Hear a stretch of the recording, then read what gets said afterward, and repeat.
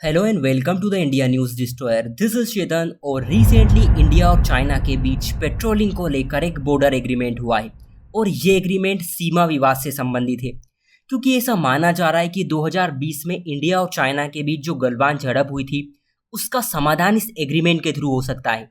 हमारे जो foreign secretary है विक्रम मिस्री, उन्होंने खुद ये बात प्रेस कॉन्फ्रेंस करके बताई है कि पिछले कई टाइम से हमारे जो डिस्कशन चल रहे थे उनके रिजल्ट ये निकल कर आए कि भारत और चीन के बीच जो लाइन ऑफ एक्चुअल कंट्रोल है उस पर एक पेट्रोलिंग अरेंजमेंट को लेकर एग्रीमेंट हुआ है।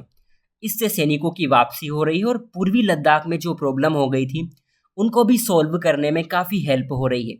देखिए क्या होता है, जब बॉर्डर पर हमारी फोर्सेस हमारी सिक्योरिटी के लिए गश्त लगाती है, अच्छे से निगरानी करती है और हमारी सीमाओं की रक्षा करती है, तो उसे ही हम पेट्रोलिंग कहते हैं। और माना ये जा रहा है कि ये जो अरेंजमेंट हुआ है वो पूर्वी लद्दाख में डेमचोक और देपसोंग इलाके से संबंधित है, क्योंकि आप देखोगे कि 2020 में पूर्वी लद्दाख में जो गलवान वैली है वहां पर दोनों देशों के बीच काफी लड़ाई हुई थी। भारत के भी 20 जवान शहीद हो गए थे। उसी के बाद से भारत और चीन के रिलेशन लगभग पूरी तरह बिगड़ गए और बहुत सारे इलाके ऐसे थे जहां पर चीन की सेना भारत को पेट्रोलिंग करने से रोक रही थी, जिनमें आपने hot spring, Pangong lake, Depsang और डेमचोक का नाम सुना होगा। यहाँ पर युद्ध जैसी कंडीशन बन चुकी थी। इसके पीछे का कारण आप सभी को पता ही होगा और यहाँ पर मैं बता भी देता हूँ कि भारत और चीन के बीच जो सीमा है उसे हम जनरली एलएसी कहते हैं, यानी लाइन ऑफ एक्चुअल कंट्रोल। यहाँ पर आपको क्लैरिटी होनी चाहिए कि जो लाइन ऑफ एक्चुअल कंट्रोल है वो कंट्रोल्ड टेरिटरी को रिप्रेजेंट करती है। मतलब इस लाइन के इधर पूरे क्षेत्र को भारत कंट्रोल कर रहा है और लाइन के उधर चाइना। इसका मतलब ये बिल्कुल नहीं है कि एलएसी भारत और चीन के बीच आधिकारिक सीमा है, क्योंकि एलएसी भारत की क्लेम लाइन नहीं है। भारत ये बोलता है कि सर्वे ऑफ इंडिया, जो कि भारत के लिए जो स्पेशल डेटा प्रोवाइड करके मैपिंग का काम करती है, ये जो एजेंसी है ये department of science and technology के अंडर है। यही गवर्नमेंट को एडवाइस करती है कि भारत की सीमा कैसी रहेगी, चाहे वो अंतर्राष्ट्रीय हो या फिर अंतर्राज्यीय। इंडिया ये बोलता है कि सर्वे ऑफ इंडिया ने जो भारत की सीमा निर्धारित की है वही भारत और चीन के बीच की सीमा होगी। इसमें अक्साई चीन और गिलगित बाल्टिस्तान भी शामिल है। अब चाइना ये बोलता है कि नहीं भाई साहब, हम अरुणाचल प्रदेश को छोड़कर एलएससी को ही एक्चुअल बॉर्डर मानेंगे। आप इस मैप को देखिए, मैंने डीडब्ल्यू न्यूज साइट से लिया है ताकि मैं आपको अच्छे से पूरे मैटर को समझा सकूं। ये वाली आप जो लाइन देख रहे हैं ना, ये एलएससी है, यानी लाइन ऑफ एक्चुअल कंट्रोल।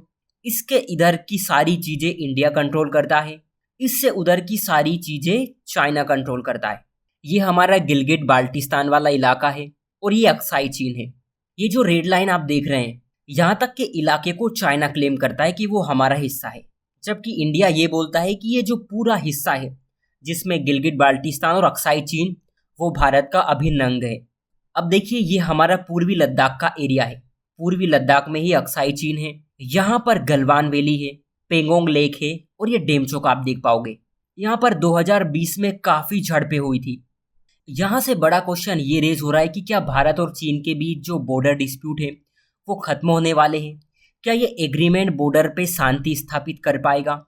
क्योंकि पिछले कुछ टाइम से आप देखोगे कि चीन का रुख नरम पड़ने लगा है।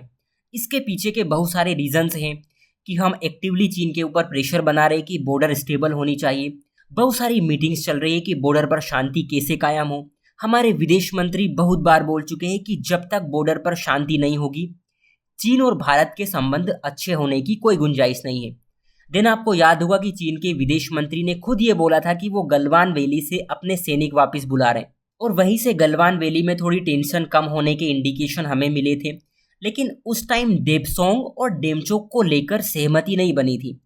अब जो न्यूज़ निकल कर आ रही है वो कथित तौर पर देपसोंग और डेमचोक को लेकर एग्रीमेंट हो गया है, इससे रिलेटेड है। लेकिन मुझे पर्सनली ऐसा नहीं लगता कि सिचुएशन इतनी जल्दी ठीक होगी, क्योंकि चीन की मंशा बिल्कुल साफ नहीं है। अभी जब एससीओ की समिट पाकिस्तान में हुई थी तब पाकिस्तान और चीन की तरफ से जॉइंटली स्टेटमेंट निकल कर आया था कि ये लोग सीपेक कॉरिडोर को जल्द ही पूरा कर लेंगे। हालांकि वो होगा नहीं होगा वो बात की बात है, लेकिन इन डिसीजन से हमें संकेत मिलते हैं कि ये लोग भारत की संप्रभुता की रिस्पेक्ट नहीं करते।